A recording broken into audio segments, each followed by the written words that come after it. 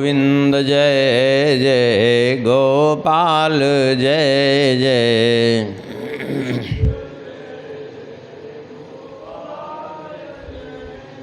श्री राधा रमण हरि गोविंद जय जय।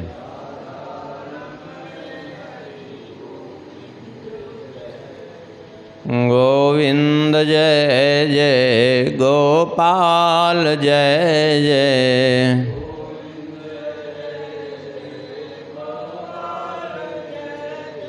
श्री राधा रमण हरि गोविंद जय जय।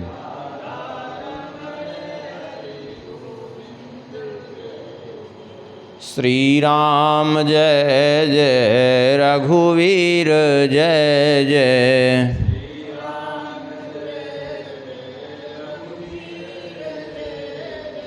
सीतारमण श्री रघुनाथ जय जय।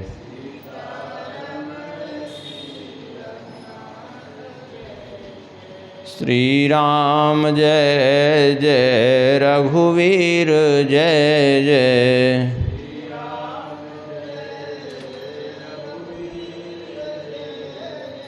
सीतारमण श्री रघुनाथ जय जय।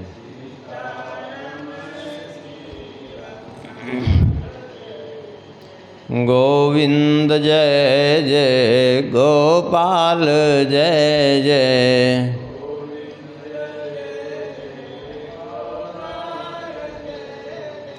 श्री राधा रमण हरि गोविंद जय जय।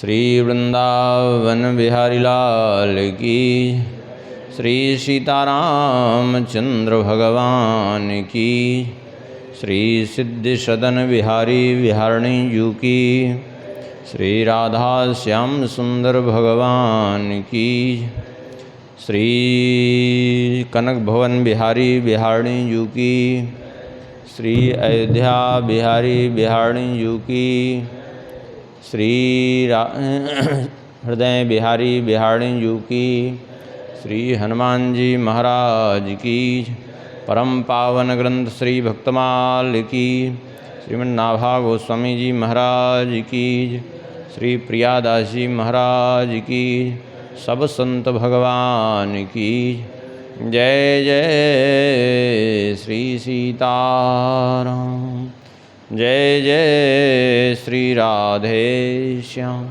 नमः पार्वती पते हर हर महादेव।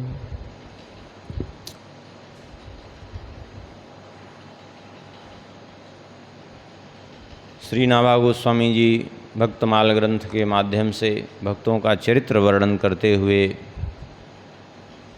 अपने छप्पे में वर्णन कर रहे हैं। हरिवल्लभ सब प्रार्थों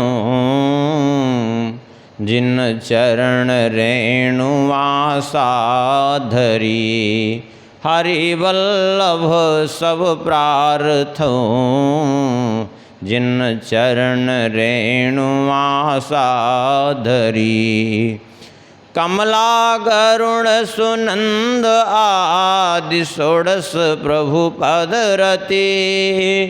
कमला गरुण सुनंद आदि षोडश प्रभु पद रति। हनुमंत जाम्बवंत सुग्रीव विभीषण सबरी खगपति। हनुमंत जाम्बवंत सुग्रीव विभीषण सबरी खगपति। ध्रुव उद्धव अम्बरीश विदुर अक्रूर सुदामा। ध्रुव उद्धव अम्बरीश विदुर अक्रूर सुदामा। चंद्रहास चित्रकेतु ग्राह गज पांडव नामा। चंद्रहास चित्रकेतु ग्राह गज पांडव नामा। कौसारव कुंती वधूपट ऐचत लज्जा हरि। कौसारव कुंती वधूपट ऐचत लज्जा हरि। हरिवल्लभ सब प्रार्थों जिन चरण रेणुआ साधरी। हरिवल्लभ सब प्रार्थों जिन चरण रेणुआ साधरी। इस छप्पे में कई भक्तों का नाम स्मरण किया है श्री नाभा गोस्वामी जी ने, जिसमें लक्ष्मी जी का, गरुण जी का, हनुमान जी, जामवंत जी, सुग्रीव जी, इन सब का चरित्र हो गया है। कल के प्रसंग में स्मरण कर रहे थे श्री विभीषण जी का चरित्र। विभीषण जी का चरित्र श्रवण कर रहे थे, किस प्रकार से इनका जन्म हुआ। असुर कुल में होकर के भी भगवान की इन्होंने भक्ति की। ऐसे राक्षसों के बीच में रह करके भी, इतने कुसंग में रह करके भी इन्होंने अपनी भक्ति नहीं छोड़ी और अबाध रूप से इनकी भक्ति चलती रही।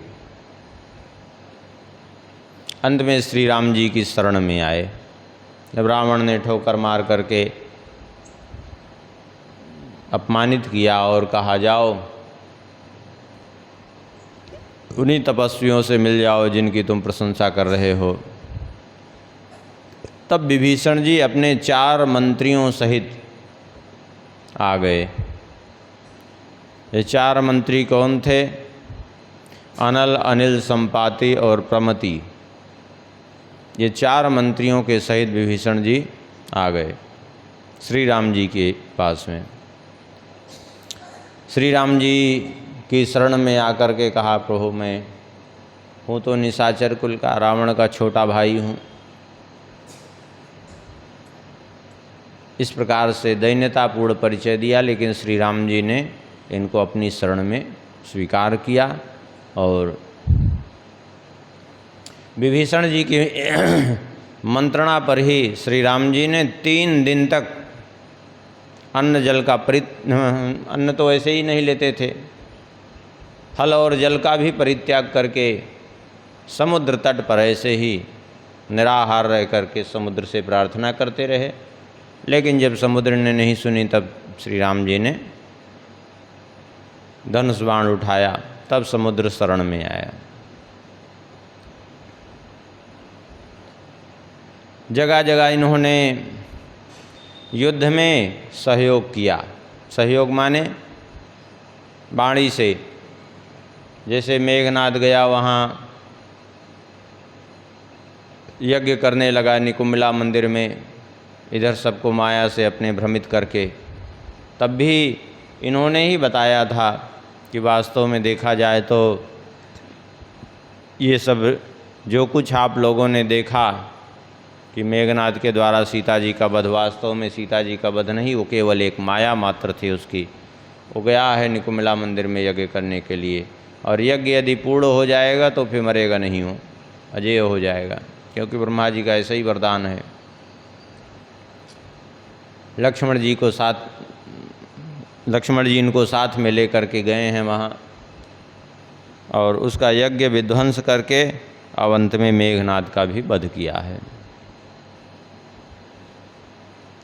रावण से जब श्री राम जी का युद्ध हुआ, श्री राम जी बार बार उसको बाण मारते हैं, सिर धड़ से अलग हो जाता है, भुजाएं अलग होती हैं, लेकिन फिर से नए नए सिर निकल आते हैं।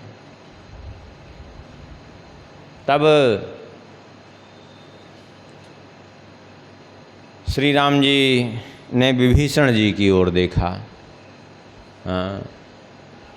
मरई न रिपुसम श्रम भयो विशेखा, राम विभीषण तन तब देखा। विभीषण जी की ओर देखा, तब विभीषण जी ने बताया, हे प्रभो नाभिकुंड पीयूष बसया के, नाथ जियत रावण बलता के।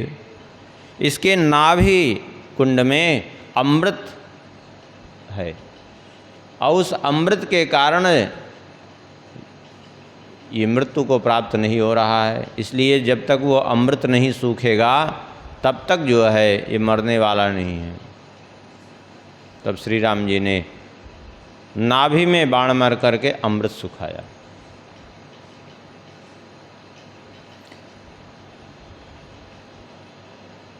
जब श्री राम जी का और रावण का अंतिम युद्ध होना था, रावण अपने दिव्य वरदानी रथ पर आरूढ़ होकर के आया।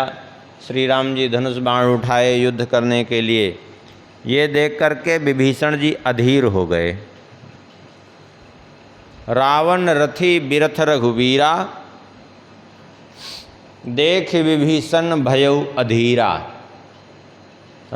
श्री राम जी को बिना रथ के और रावण को रथ पर आरूढ़ देख करके विभीषण जी अधीर हो गए। यद्यपि श्री राम जी के प्रभाव को जानते थे, लेकिन विभीषण जी को फिर भी संदेह क्यों हुआ? इसलिए संदेह हुआ, एक तो रावण के बल को भी जानते थे, दूसरी बात अधिक प्रीतिमन भा संदेहा, बंदी चरण कहा सहित स्नेहा।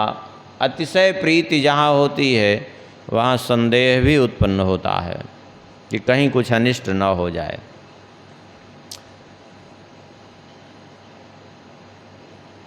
तो श्री राम जी से कहने लगे, प्रभु नाथ न रथ नहीं तन पद त्राना। न तो आपके पास रथ है, यहाँ तक कि चरण पादुका तक नहीं है आपके पैरों में। केहिविद जितब वीर बलवाना, किस प्रकार से उस पर आप विजय प्राप्त करेंगे? वो तो बड़ा बलवान है, बड़ा वीर है, कैसे जीतेंगे आप उसको? तब श्री राम जी ने बहुत बढ़िया बात समझाई है वहाँ। श्री राम जी ने कहा, देखो जिस रथ के द्वारा विजय प्राप्त होती है वो रथ अलग ही होता है, इस रथ की कोई आवश्यकता नहीं है। विजय जिस रथ से प्राप्त होती है वो रथ कैसा होता है? तो श्री राम जी कहते हैं, सौरज धीरज तेहि बल चाका, सत्यशील दृढ़ ध्वजा पताका। रथ में दो चक्के होते हैं, दो चक्के होते हैं। कौन कौन है वो चक्के? बोले शौर्य और धैर्य, अर्थात वीरता और धीरज। ये दो उस रथ के चक्के हैं जिस रथ पर आरूढ़ होकर के कोई जीत सकता है, विजय प्राप्त कर सकता है। और सत्यशील दृढ़ ध्वजा पताका, सत्य और शील गुण ये क्या है? ये उसकी ध्वजा पताका के समान है। और बल विवेक दम पर हित घोरे। रथ में 4 घोड़े होते हैं। ये 4 घोड़े कौन हैं? बोले बल, विवेक, दम, दम माने इंद्रिय दमन, और परहित अर्थात परोपकार। ये 4 घोड़े जिसके पास हैं, जिसके रथ में, और क्षमा कृपा समता रज जोरे। इन घोड़ों को कैसे जोड़ा जाए इस रथ में? बोले क्षमा कृपा समता, इनकी रस्सी से। देखिए 4 घोड़े रहते हैं तो उनको खींचने की रस्सी जो है कितनी होती है? 3 होती है। घोड़े 4 रहते हैं तो रस्सी खींचने की 3 ही रहती है। तो ये रस्सी कौन है? बोले क्षमा कृपा और समत्व की भावना, समता। ये दृढ़ रस्सी के समान है। अब इस रथ को चलाने वाला कौन है? बोले ईश भजन सारथी सुजाना, भगवत भजन रूपी सारथी होना चाहिए। और बीरति चर्म संतोष कृपाना, और ऐसे रथी के पास और क्या होना चाहिए, कौन से अस्त्र शस्त्र? बोले बीरति, वैराग्य रूपी चर्म माने ढाल होनी चाहिए, और संतोष रूपी कृपाण तलवार होनी चाहिए उसके पास। वैराग्य रूपी ढाल हो, क्यों? क्योंकि वैराग्य रूपी ढाल रहेगी तभी इन माया के प्रलोभन रूपी अस्त्र शस्त्रों को रोक पाएगा। नहीं तो वैराग्य रूपी ढाल नहीं रहेगी तो प्रलोभन के अस्त्र शस्त्र उसको नष्ट कर देंगे। हाँ, और संतोष रूपी तलवार, संतोष माने अब आगे हमें कुछ चाहिए ही नहीं। जब ये भावना रहेगी तो कोई प्रलोभन उसको नहीं कर सकता। सारे प्रलोभन रूपी माया जाल को अपनी संतोष रूपी तलवार से काट काट करके फेंक देगा वो। और दान परशु बुद्धि शक्ति प्रचंडा, दान रूपी फरसा होना चाहिए उसके पास। रथी के पास दान रूपी फरसा होना चाहिए, क्योंकि जीवन में जब तक दान नहीं देता है तब तक लोलुपता समाप्त नहीं होती। ये पक्की बात समझ लीजिए। अभी इकट्ठा करते जाइए धन तो उसकी लोलुपता लालच बढ़ती जाएगी, और वो ख़त्म कब होगी? जब खुले हाथ दान करेंगे तो ख़त्म होगी वो। इसलिए दान रूपी फरसा लोलुपता रूपी पास को नष्ट करने के लिए आवश्यक है। बुद्धि शक्ति प्रचंडा, बुद्धि रूपी प्रचंड शक्ति भी होना आवश्यक है। बिना बुद्धि के कुछ नहीं होगा। इसलिए बुद्धि रूपी शक्ति, किसी भी युद्ध को जीतने के लिए बल की उतनी जो है महत्ता नहीं, बल की महत्ता तो है लेकिन बुद्धिवान यदि व्यक्ति के पास हो तो बड़े बड़े बलवानों को धराशायी कर देता है। वो अपने बुद्धि बल से बड़े बड़े बलवानों को धराशायी कर देता है, क्योंकि बुद्धि में बड़ी ताकत होती है। बुद्धि में ऐसी शक्ति होती है कि अच्छे अच्छे बलवान उसके आगे नतमस्तक होने पर विवश हो जाते हैं। इसलिए बुद्धि रूपी शक्ति होनी चाहिए। और बर विज्ञान कठिन कोदंडा, और श्रेष्ठ विज्ञान रूपी कठिन अर्थात कठोर धनुष होना चाहिए।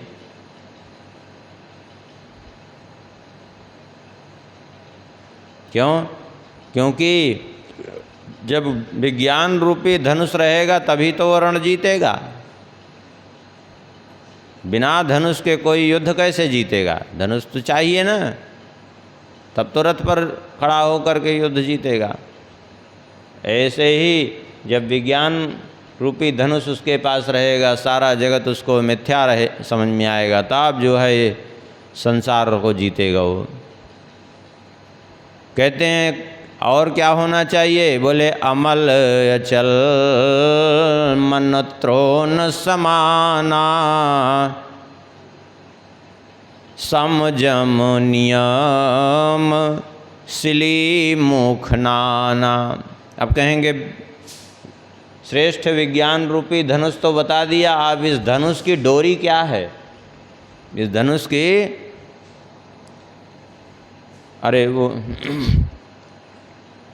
तर्कस क्या है?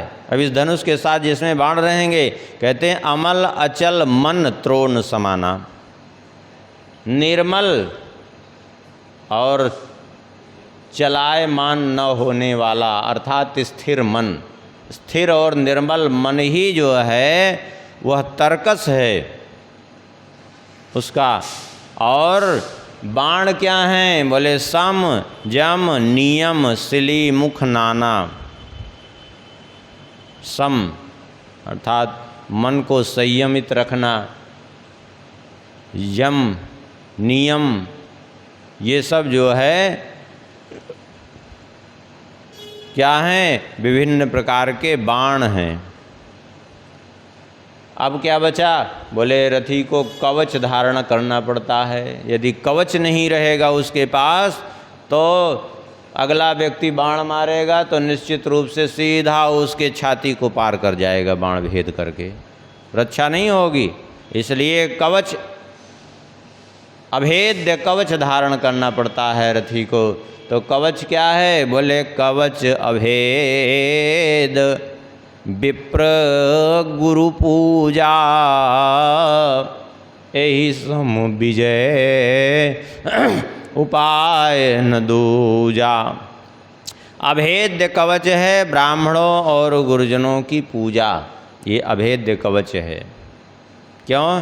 क्योंकि इनकी पूजा जो कर रहा है, इनके आश्रय जो है, उसको कोई अस्त्र शस्त्र नहीं भेद सकते।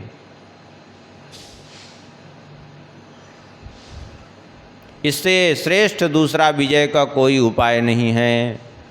कहते हैं सखा धर्म में असरथ जाके, जीतन कहाँ न कतहूँ रिपुता के। ऐसा धर्ममय रथ जिसके पास है, भगवान श्री राम जी कहते हैं हे सखा विभीषण जी, उसके लिए जीतने के लिए कहीं कोई शत्रु बचा ही नहीं। क्यों? क्योंकि महा अजय संसार रिपु, जीत सके सो वीर, जाके यसरथ होई दृढ़ सुनहु सखा मति धीर। ऐसा धर्ममय रथ जिसके पास हो, वो महा अजय संसार रिपु। महा अजय संसार रिपु माने इसका दो अर्थ हो जाएगा। एक तो संसार का अजेय शत्रु हो, चाहे जितना बड़ा शत्रु हो वो। दूसरी बात महा अजय संसार रिपु, ये संसार ही सबसे बड़ा शत्रु है जो महा अजय है, अर्थात जिसको कोई नहीं जीत सकता। पुनरप जन्म पुनरप मरणम पुनरप जननी जठरे शयनम, बार बार जन्म मृत्यु का जो चक्र है, ये जो अजय संसार है, इस संसार को भी जीत सकता है वो सहजतापूर्वक जिसके पास ऐसा रथ विद्यमान हो। सुन करके विभीषण जी बड़े प्रसन्न हुए। इस प्रकार से विभीषण जी को उपदेश दिया है श्री राम जी ने धर्म रथ का। श्री राम जी की विजय हुई, रावण मारा गया और विभीषण जी ने प्रार्थना की कि प्रभु आप कुछ दिन यहाँ रुकें, लेकिन श्री राम जी ने कहा नहीं, हम रुक नहीं सकते। यदि हम रुक गए तो हम वो अपने भैया भरत को खो देंगे, हमको जीवित नहीं मिलेंगे। इसलिए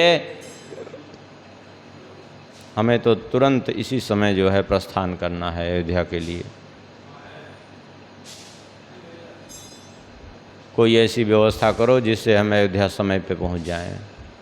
पुष्पक विमान लेकर के आए हैं विभीषण जी। श्री राम जी उससे आए हैं। श्री राम जी का राज्याभिषेक हुआ है।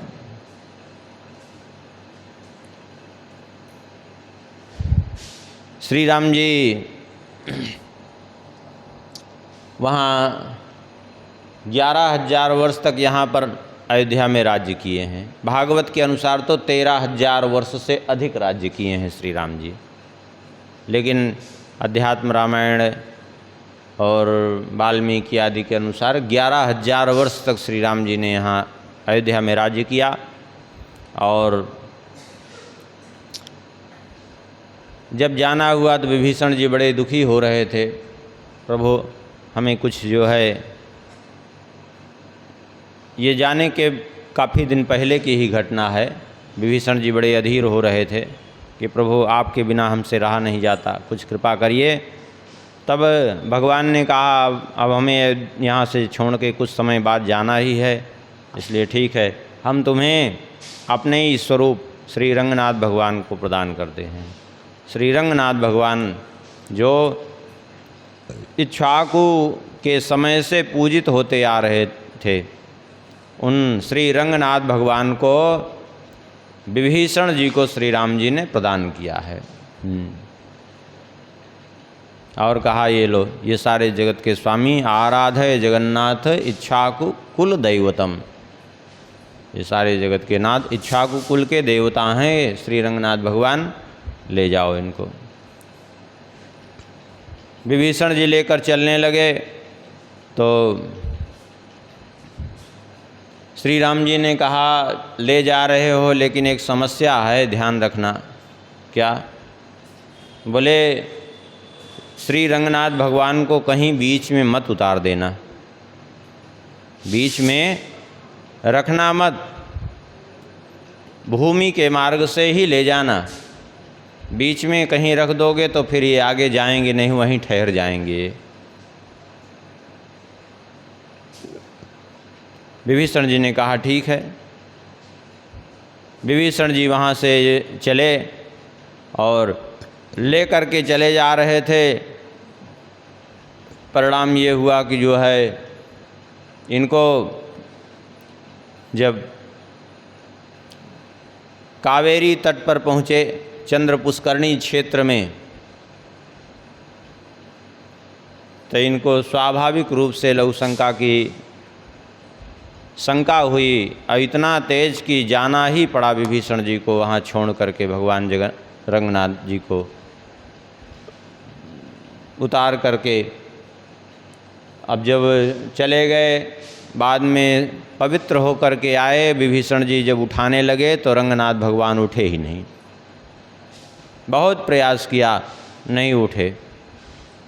भगवान से विनय करने लगे, तब श्री रंगनाथ भगवान ने कहा कि देखो अब मैं यहाँ से नहीं जाऊँगा।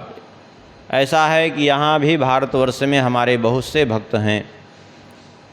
तुम एक काम करो, तुम तो लंकापुरी से रोज़ आ सकते हो यहाँ मेरी सेवा करने के लिए, मेरा दर्शन करने के लिए, लेकिन यहाँ के लोग लंकापुरी नहीं जा सकते। तुम समर्थ हो, तुम आ सकते हो, लेकिन यहाँ के लोग तो नहीं जा सकते। और हमें तो आपकी भी और सबकी सुविधा देखनी है, इसलिए हमें यहीं रहने दो। इन्होंने प्रार्थना की तो, लेकिन जब भगवान ने इस प्रकार कहा तो स्वीकार कर लिया भगवान की आज्ञा। और वहीं पर जो है श्री रंगनाथ भगवान को कावेरी जी के तट पर ही, जहाँ आज विराजमान हैं श्रीरंगम में, श्री रंगनाथ भगवान को वहीं पर स्थापित कर दिया। श्री रंगनाथ भगवान ने कहा कि जाओ, अब तुम यहीं मैं स्थापित रहूँगा, और कलयुग में जो आकर के मेरा दर्शन करेंगे वे इस भव सागर से पार होंगे। इस प्रकार से भगवान ने कहा। इधर जो है विभीषण जी लंकापुरी चले गए, और उनका नियम हुआ कि वहाँ से प्रतिदिन आते, दर्शन करते श्री रंगनाथ भगवान का। यहाँ ब्राह्मणों को सेवा के लिए नियुक्त कर दिया। आते वैसे सेवा करने के लिए और सारी सेवा करते, लेकिन श्री रंगनाथ भगवान के लिए अब मंदिर बन गया था वहाँ, तो बढ़िया जो है ब्राह्मणों को नियुक्त कर दिया सेवा के लिए, और लंका से स्वयं भी आते नित्य पूजन करने के लिए। बहुत समय इस तरह से बीतता रहा। और एक दिन की बात है, श्री विभीषण जी आए वहाँ। विभीषण जी आते थे तो राजा थे चूँकि, तो इनके साथ बहुत से राक्षस भी आते थे।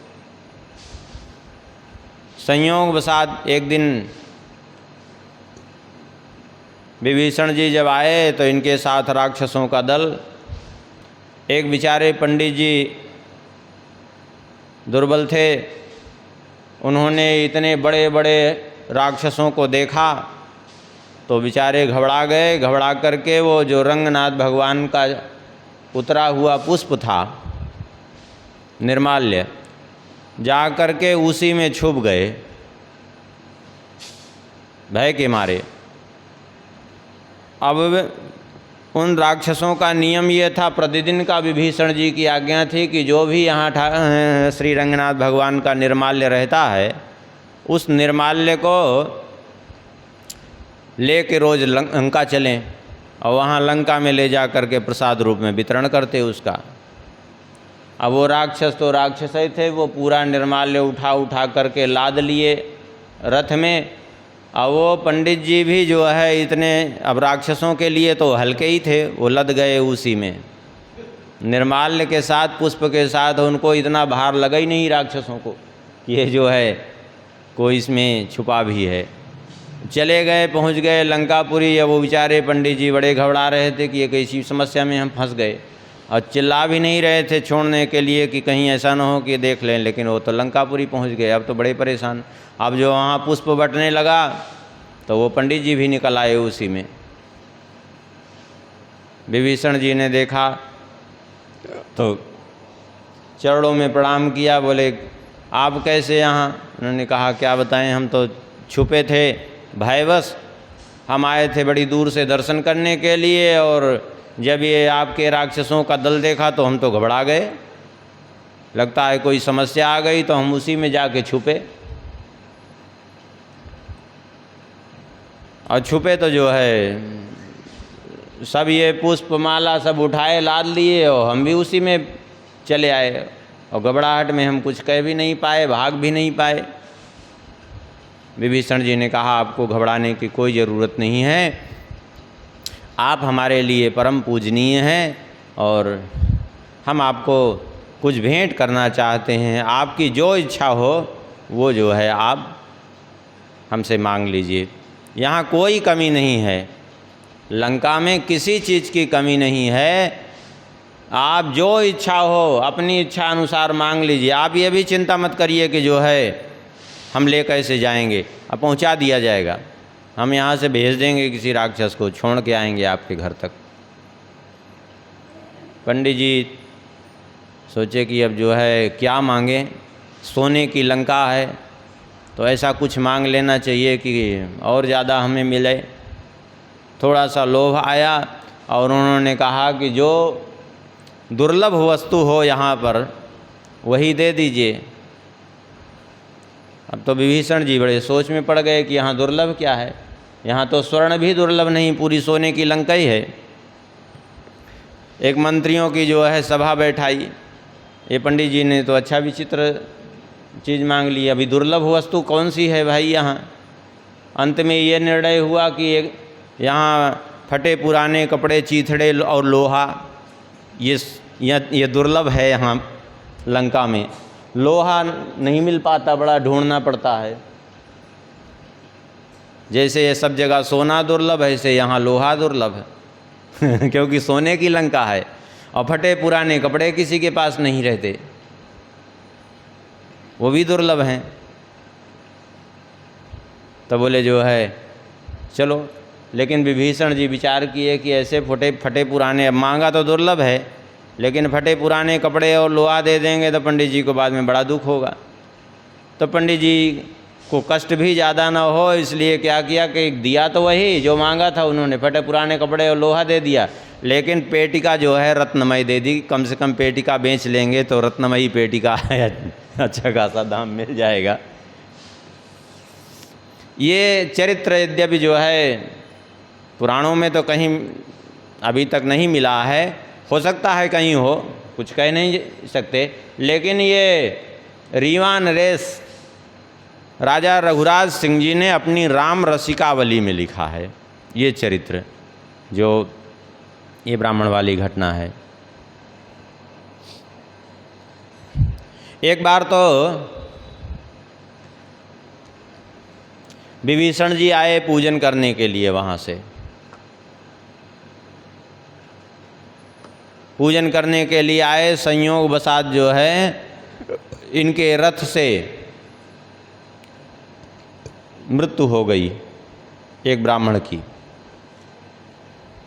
और दब करके बेचारे मर गए, रथ में दब गए, ये देख ही नहीं पाए।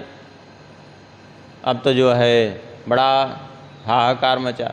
उधर विभीषण जी देखे तो बड़े दुखी तो हुए, लेकिन फिर उन सब ने विभीषण जी को पकड़ लिया, बहुत मारा पीटा वहाँ के लोगों ने, भीड़ भाड़ मिल करके, और विभीषण जी को बंदी बना लिया। उस समय श्री राम जी धराधाम पे ही थे, तभी की घटना।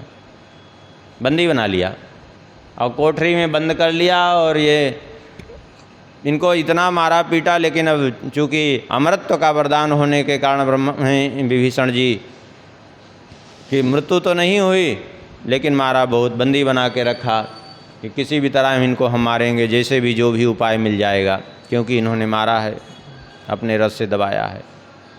श्री राम जी को नारद जी ने आकर के ये सूचना दी, कहा आपके भक्त विभीषण जी को बंदी बना लिया है वहाँ के लोगों ने, श्रीरंगम के। श्री राम जी तुरंत पुष्पक विमान पर आरूढ़ हुए हैं, और पुष्पक विमान पर आरूढ़ होकर के श्री राम जी गए हैं। श्री राम जी ने कहा वरम ममैव मरणम मद्भक्तो हन्यते कथम राज्यमायुर्मया दत्तम तथैव सा भविष्यति भृत्यापराधे सर्वत्र स्वामिनो दंड इष्यते रामवाक्यम द्विजा श्रुत्वा विस्मयादिदमब्रुवन्। श्री राम जी ने कहा कि आप लोग जो है इनको छोड़ दीजिए, इसके बदले में आप लोगों को मारना ही है तो मुझे मार दीजिए। इनको मैंने एक कल्प तक के लिए राज्य और आयु प्रदान की है, तो इनकी मृत्यु तो नहीं होगी, आप लोगों को दंड देना है, मुझे दीजिए। वैसे भी ये हमारे सेवक हैं, और भृत्यापराधे सर्वत्र स्वामिनो दंड इष्यते, सर्वत्र ये नियम है कि यदि सेवक अपराध करे तो स्वामी को उसका दंड मिलता है, इसलिए आप जो है मुझे दंड दीजिए।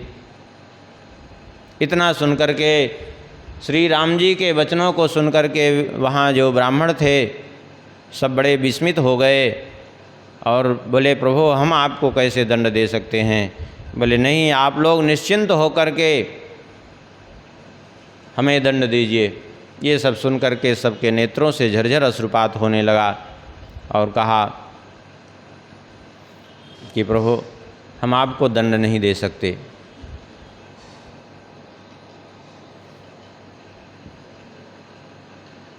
तब सबने विभीषण जी को वहाँ छोड़ दिया।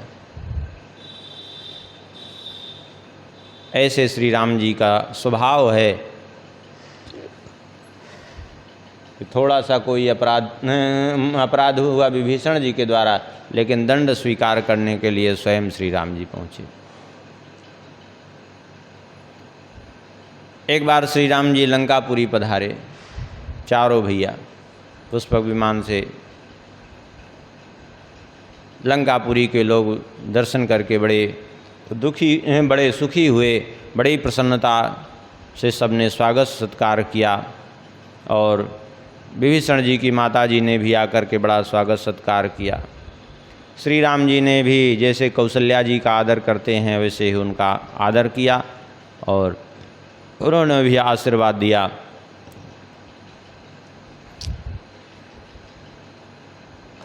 भरत जी विभीषण जी की पत्नी शर्मा से मिले। श्री राम जी ने उनका परिचय दिया कि सीता जी की बड़ी इन्होंने सेवा की है यहाँ, जब तक अशोक वाटिका में थी। जब श्री राम जी वहाँ से चलने के लिए उद्यत हुए तो विभीषण जी थोड़ा सा उदास दिख रहे थे। श्री राम जी ने कहा उदास आप क्यों हैं, क्या कारण है? विभीषण जी ने कहा प्रभु अभी तो आप धराधाम पर विद्यमान हैं, लेकिन आगे कदाचित आप अपनी लीला स्मरण करके जब चले जाएंगे तो ये जो पुल बना है ये समस्या बन जाएगी। क्यों? क्योंकि कोई भी आ जाएगा यहाँ पुल से पार हो करके, अब फिर संकट उत्पन्न हो सकता है। इसलिए हमारी इच्छा है कि आप इस पुल को नष्ट कर दें। श्री राम जी ने कहा ठीक है, जैसी तुम्हारी इच्छा। तो श्री राम जी ने बाण मार करके उस पुल को 3 खंड में विभक्त कर दिया। आज भी वो 3 टुकड़े में है। और श्री राम जी ने 3 खंड में विभक्त भी किया और उसको जल में डुबा दिया। कहा अब जिससे कि कोई इस पुल के माध्यम से कोई पार कर के नहीं आ पाएगा।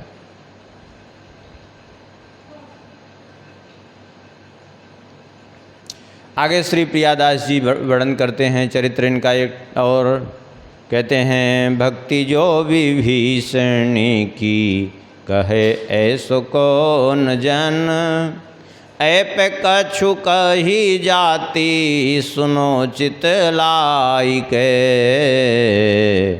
चलत जहाज परी अटकी विचारी कियो, को अंगहीन नर दियो ले बहाई के, जाए लाग्यो टापू ताही राक्षसनी गोद लियो, मोद भरी राजा पास गए किलकाई के, देखत सिंहासन ते कूदी परे नैन भरे, याही के आकार राम देखे भाग पाई के।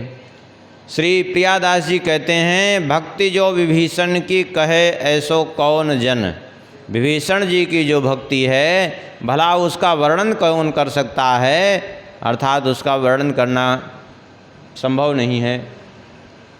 एक बार की बात है, श्री विभीषण जी, श्री राम जी उस समय नहीं थे, श्री राम जी परम धाम को चले गए थे, तब की बात है, द्वापर की ये घटना है।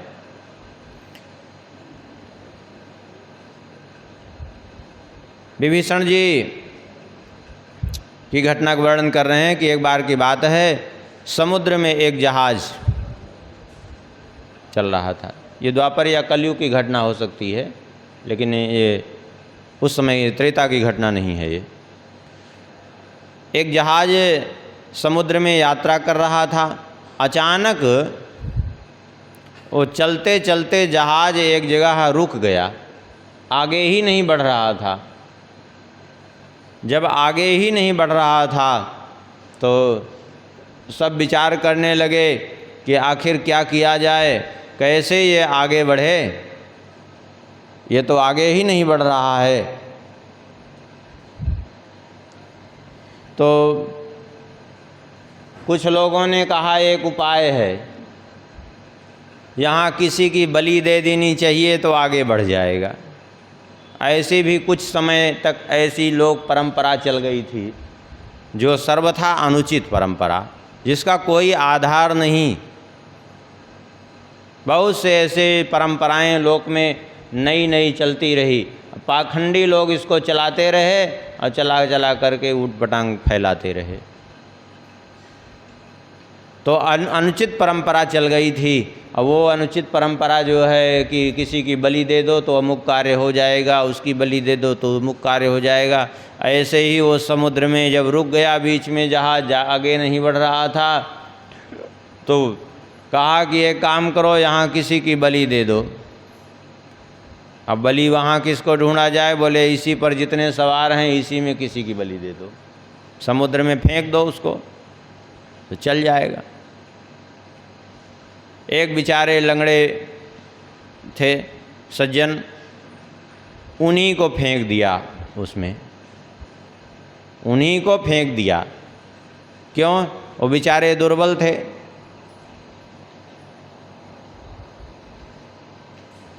ये दुर्बल लोग ही हमेशा मारे जाते हैं, सब जगह की यही दशा है। दैवो दुर्बल घात कहा। लोक में भी देखा जाए, घोड़े की बलि कोई नहीं देता, अश्वम नैव गजो नैव, और सिंहो नैव च नैव चा, कोई घोड़े की बलि नहीं देता, हाथी की बलि नहीं देता, और सिंह व्याघ्र की तो बलि देने दूर की बात, कोई नहीं देता। तब फिर देते किसकी बलि हैं? बोले अजापुत्रम बलिम दद्यात् दैवो दुर्बल घात का। वो बेचारे बकरे की बलि दे देते हैं। क्यों? क्योंकि वो किसी का कुछ बिगाड़ नहीं सकता, दुर्बल है, उसकी बलि दे देते हैं। ऐसे ही देखा सबने कि जो है ये बेचारे दुर्बल हैं तो इन्हीं को फेंक दो, उन्हीं को फेंक दिया। स्वार्थी लोगों की बड़ी विचित्र दशा होती है, अपने स्वार्थवश कुछ भी कर जाने के लिए तैयार रहते हैं। स्वार्थवश, इसीलिए स्वार्थी व्यक्ति को शास्त्रों ने अंधा कहा गया है। अगर आँख हो तो भी वो अंधा ही होता है, क्योंकि स्वार्थ में जो व्यक्ति अंधा हो जाता है उसको कुछ नहीं सूझता।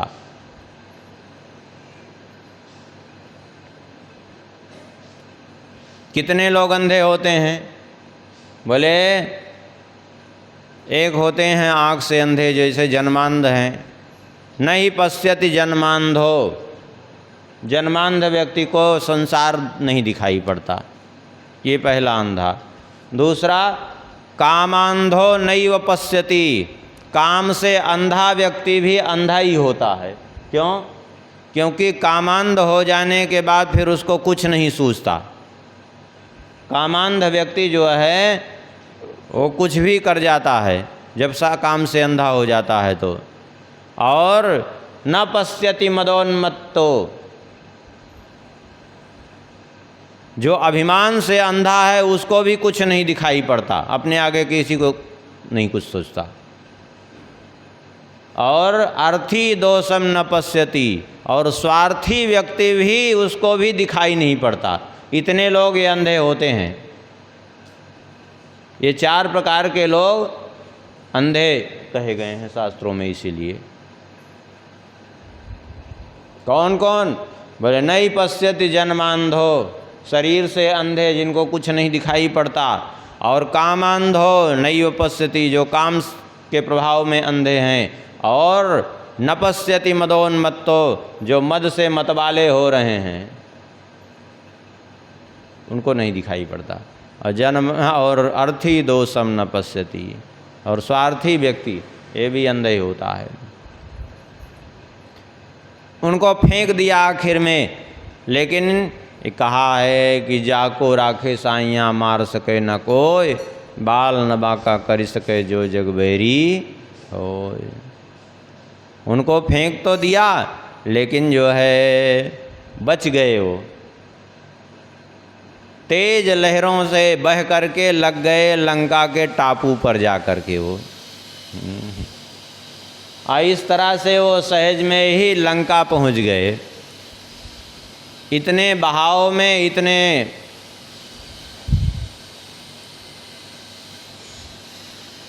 दूर बह करके जाने के बाद भी मूर्छित हो गए थे वे। उनको शरीर का होश तो नहीं था, लेकिन श्वास चल रही थी, उनके प्राण बचे थे। उधर संयोगवशात कुछ राक्षस आए थे समुद्र तट पर। उन्होंने देखा तो राक्षसों ने देखा तो उनको अद्भुत जंतु प्रतीत होने लगा और उठा करके ले गए। ले जा करके विभीषण जी के सामने प्रस्तुत किया। कहा हम आपके लिए बहुत बढ़िया मनोरंजन की वस्तु ले आए हैं। ले जा करके जब विभीषण जी के सन्मुख प्रस्तुत किया, विभीषण जी ने जैसे ही देखा, विभीषण जी अपने सिंहासन से कूद करके आए और उनके नेत्रों से झरझर अश्रुपात होने लगा। और विभीषण जी ने कहा हमारा धन्य भाग है। आप कहें धन्य भाग क्यों? ऐसी क्या बात है इसमें? बोले देखत सिंहासन ते कूद परि नैन भरे, याही के आकार राम देखे भाग पाई के। विभीषण जी ने कहा कि आज एक मनुष्य का दर्शन होने से हमें पुनः श्री राम जी का स्मरण हो आया। श्री राम जी का हमें स्मरण हो रहा है, क्योंकि मनुष्य जहाँ दुर्लभ हैं वहाँ अगर कोई मनुष्य पहुँच जाए तो देखो। अब देखिए जिस चीज़ की जहाँ बहुलता होती है वहाँ जो है उसका कोई मान नहीं होता। अब जहाँ बंदर नहीं है वहाँ कोई एक आध बंदर पहुँच जाता है तो पूरा गांव के लोग ले ले गुड़ चना उसको खिलाने के लिए दौड़ पड़ते हैं। और भी यहाँ सामने आ जाए तो डंडा लेके दौड़ पड़ेंगे। क्यों? क्योंकि बहुलता है। तो जहाँ जिस चीज़ की बहुलता होती है वहाँ उसका मान नहीं होता। विभीषण जी वहाँ देखे, वहाँ मनुष्य नहीं रहते तो देख करके मनुष्य को उनके नेत्र भर आए, आकर के प्रणाम किया और कहा बड़ा सौभाग्य है आज हमें जो है दर्शन हुआ आपका। और देख करके सब आश्चर्यचकित हो गए।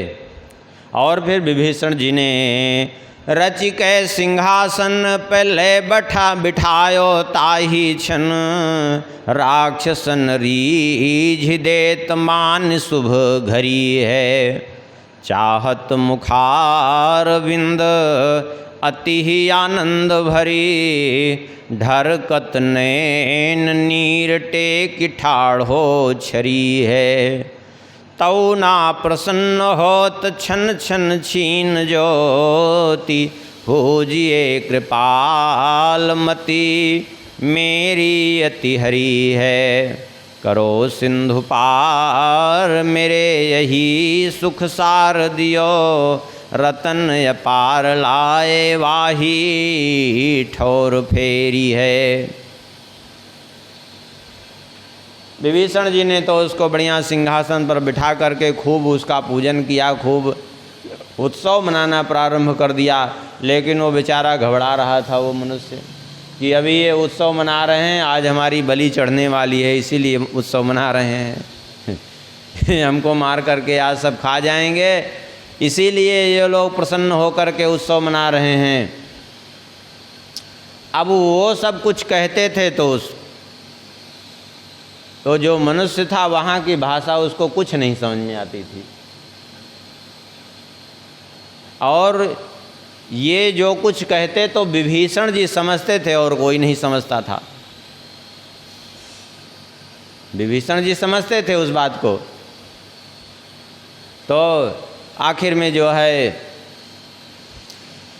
उसको डरा हुआ देख करके विभीषण जी ने कहा कि घबराओ मत, तुम जो इच्छा हो मांग लो।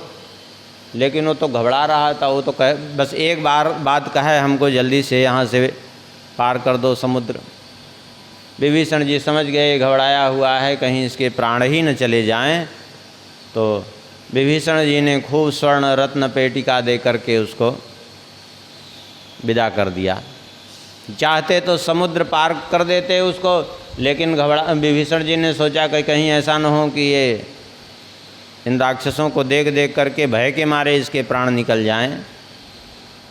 तो उसके मस्तक पर श्री राम नाम लिख दिया और संकेत कर दिया कि पार हो जाओ, तो वो पार हो। अब वो समुद्र पर एकदम जैसे कोई ज़मीन पर चले ऐसे ही चल के वो पार होने लगा। और चलते चलते वो संयोग से वहीं पहुंचा, वो जहाज़ फिर लौट रही थी अब उन लोगों ने रत्नमय पेटिका खूब सुवर्ण देख करके लोभ में आकर के फिर से उसको कहा बैठो, बैठाया। लेकिन फिर वो समझ गया कि ये लोग लोभ में बैठाए हैं, एक बार हमको लोभ में उठा के फेंक दिए, ऐसे स्वार्थी लोगों का संग ठीक नहीं है। तो वो कूद पड़ा और कूद करके वैसे ही पैदल पैदल वो चल करके इस पार आया। तात्पर्य यह है कि ऐसे जो है विभीषण जी भगवान के परम भक्त थे और इतना भगवान के स्वरूप को देख करके, माने भगवान को नहीं, भगवान मानव के स्वरूप में थे, मानव को के स्वरूप को देख करके भी उनकी इतनी श्रद्धा थी। और श्री राम नाम पर उनका विश्वास देखिए कि उसके मस्तक पर श्री राम नाम लिख दिए तो उससे पार हो गया। वो कोई आश्चर्य नहीं है, विश्वास की बात है। हनुमान जी को भी देखिए, प्रभु मुद्रिका मेलि मुख माही, जल दिलांग गए अचरज नाही। गोस्वामी जी के जीवन की घटना है। अभी गोस्वामी जी 500 साल पहले हुए। एक सज्जन आते थे प्रतिदिन गंगा जी पार करके कथा सुनने। एक दिन प्रसंग वसात कथा में विलंब हुआ, संयोग से नौका बंद हो गई। अब नौका बंद हो गई। गोस्वामी जी ने कहा घबरा क्यों रहे हो, यहीं रहो रात भर, क्या समस्या है। अरे बोले नहीं, यहाँ रहेंगे तो घर का स्मरण बना रहेगा और घर में रहेंगे तो यहाँ का स्मरण बना रहेगा। गोस्वामी जी ने कहा अच्छा कोई बात नहीं, चले जाओ तुम। बोले लेकिन जाएं कैसे। गोस्वामी जी ने एक पत्ता लिया, उस पर राम नाम लिख दिया और उसको मोड़ करके दे दिया। कहा इसको तुम ऐसे मुट्ठी में दबाए चले जाना, लेकिन इसको खोलना मत बीच में, तुम पार कर जाओगे। अब उसको लेके चला वो। ये गोस्वामी जी के जीवन की घटना है, सत्य घटना। लेकर चला। संयोग से जो है जब वो थोड़ा सा शेष रह गया था पार करने को, सोचा कि देख लें क्या लिखा है, अब तो पार हो ही गए हैं। उसमें देखा तो राम नाम लिखा हुआ था। तो उसने सोचा ये, हमने तो सोचा गोस्वामी जी ने कोई मंत्र दिया है, ये तो राम नाम, ये तो हम भी जानते थे। जैसे ही जो है इतना मन में उसके आया तो ऐसे ही वहीं डुबकी लगने लगी उसकी, क्यों गोस्वामी जी के प्रति अभाव हुआ उसका, और राम नाम के प्रति जो श्रद्धा वो उतना नहीं। अब तो जो है जब उसकी इस प्रकार से जो है डूबने की नौबत आ गई तो घबराया और कहा है गोस्वामी जी के राम नाम मुझे बचाइए। एक लहर ने उसको जाकर रेत पर पहुंचा दिया। मुख्य बात है विश्वास। विश्वास कितना है ये महत्व की बात है। जितना विश्वास होगा उतना ही लाभ होता है। क्यों? क्योंकि कौन्यू सिद्धि की बिन विश्वासा, बिना विश्वास के कोई भी सिद्धि कभी नहीं प्राप्त होती, कभी कुछ भी लाभ नहीं होता है। इसलिए जीवन में विश्वास अत्यंत आवश्यक है। अब विभीषण जी की कथा हो गई थोड़ा सा, अब